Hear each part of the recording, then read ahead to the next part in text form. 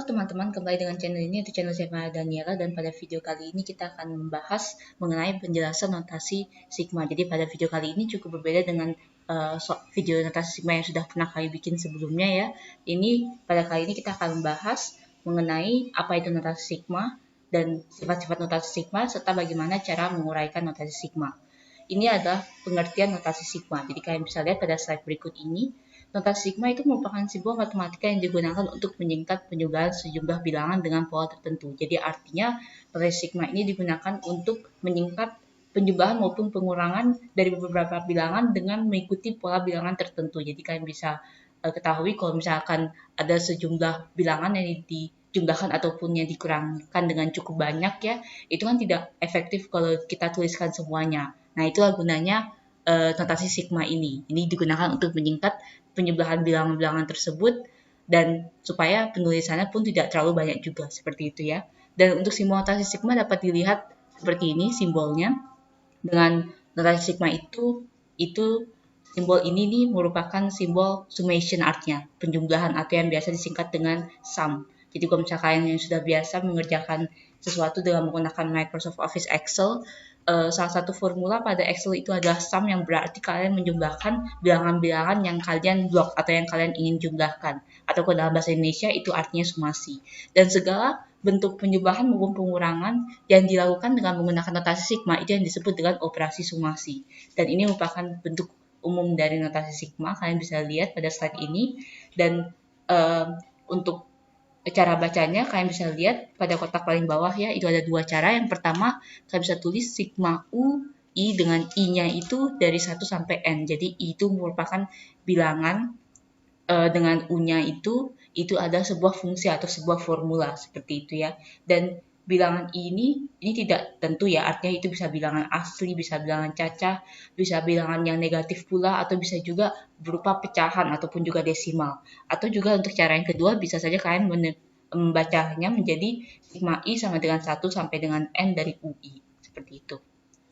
Oke, dan ini merupakan salah satu contoh dari notasi sigma ya. Kalian bisa lihat pada slide ini, cara bacanya itu adalah sigma K pangkat 3 plus 2K kuadrat plus 1, dengan K-nya itu dari 1 sampai 10. Kalian bisa lihat ya, itu jadi fungsinya itu adalah K pangkat 3 plus 2K pangkat 2 plus 1. Dan cara yang kedua juga bisa kalian baca menjadi sigma K sama dengan 1 sampai dengan 10 dari K pangkat 3 plus 2K pangkat 2 plus 1. Dan untuk yang contoh selanjutnya kalian bisa lihat pada slide, itu juga cara bacanya. Kalian bisa bacakan notasi sigma ini menjadi sigma setengah pangkat K plus 1 dengan K dari 1 sampai 7. Jadi yang menjadi fungsinya itu ada setengah K pangkat 1, di mana K-nya itu berkisar dari 1 sampai 7. Atau cara baca yang kedua itu adalah sigma K sama dengan 1 sampai dengan 7 dari setengah pangkat K plus 1. Dan selanjutnya untuk sifat-sifat dari notasi sigma kalian sudah bisa lihat pada slide. Jadi di sini ada salah satu angka penting, yaitu C, itu adalah konstanta. Jadi konstanta itu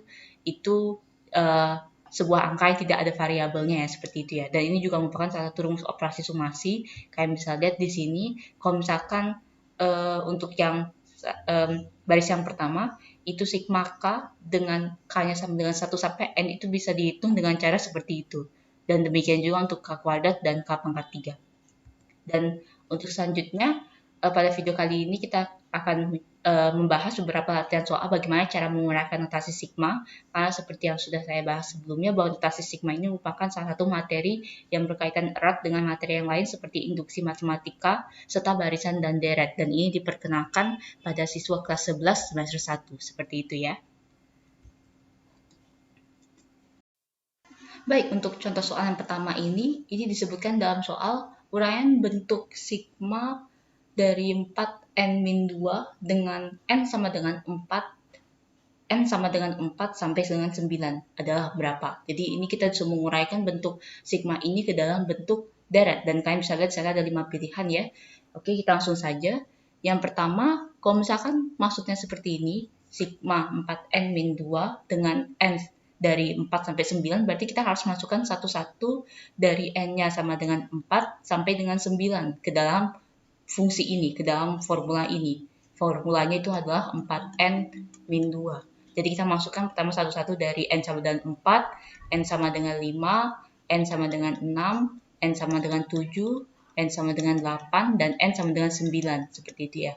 Oke, jadi kalau misalnya kita lihat di sini, yang pertama kalau misalnya kita masukkan n sama dengan 4 ke dalam fungsi ini, yaitu 4n-2, maka dia akan menjadi 4 kali 4, 16, dikurangi dengan 2, yaitu 14.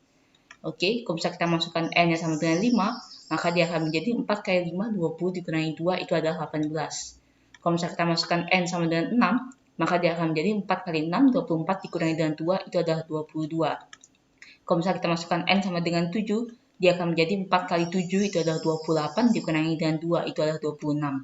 Dan kalau misalnya kita masukkan n sama dengan 8, maka dia akan menjadi 4 kali 8, itu adalah 32, 32 dikurangi 2, itu adalah 30. Dan yang terakhir, kalau misalnya kita masukkan n yang sama dengan 9, berarti 4 kali 9, 36, dikurangi dengan 2, itu adalah 34. Jadi, karena yang diminta itu adalah uraian bentuk sigma ini, maka kita tambahkan semua, karena mumpung semua hasilnya ini adalah hasil yang merupakan bilangan positif, jadi kita bisa uraikan menjadi 14, ditambah dengan 18, ditambah dengan 22, ditambah dengan 26, ditambah dengan 30, ditambah dengan 34. Kalau kita lihat jawabannya yang benar itu adalah C, seperti itu. Selanjutnya untuk contoh soal yang kedua, diminta lagi uraian bentuk sama seperti soal yang pertama ya. Uraian bentuk sigma x pangkat n-1 dikali y pangkat n dengan n sama dengan 2 sampai dengan 10 itu adalah berapa? Sama seperti tadi, jadi ini adalah fungsinya, dimana fungsinya ini agak sedikit cukup ribet tapi tidak masalah. Jadi fungsinya itu adalah x pangkat n-1 kali y pangkat n, dimana n-nya itu mulai dari 2 sampai 10, berarti kita harus daftarkan satu-satu. N-nya sama dengan 2, n-nya sama dengan 3, n-nya sama dengan 4, n-nya sama dengan 5, n-nya sama dengan 6, terus sampai n-nya sama dengan 10. Kalau dijabarkan semua, jadinya tidak akan efektif jadinya. Oke, jadi kita sekarang masukkan satu-satu n-nya ya. Kalau misalnya kita masukkan n-nya sama dengan 2 ke dalam formula ini, ke dalam fungsi ini, maka dia akan menjadi x pangkat 2 kurang 1, berarti x pangkat 1 ya, dikali dengan y pangkat 2, itu berarti xy pangkat 2. Kalau misalnya kita masukkan n sama dengan 3, dia akan menjadi x pangkat 3 kurang 1, berarti x pangkat 2, dikali dengan y pangkat 3. Oke, kalau misalnya kita masukkan n-nya sama dengan 4, maka dia akan menjadi x pangkat 4 min 1, berarti x pangkat 3, dikali dengan y pangkat 4. Dan kalau misalnya n kita masukkan 5, itu dia akan menjadi x pangkat 5 kurang 1, itu adalah 4, x pangkat 4 dikali dengan y pangkat 5. Kalau misalnya kita masukkan n sama dengan 6, maka dia akan menjadi x pangkat 6 kurang 1, itu adalah 5. Berarti x pangkat 5 dikali dengan y pangkat 6. Dan terus sampai akhirnya n sama dengan 10. Kalau kita masukkan n sama dengan 10, dia akan menjadi x pangkat 10 kurang 1, itu berarti x pangkat 9 dikali dengan y pangkat 10.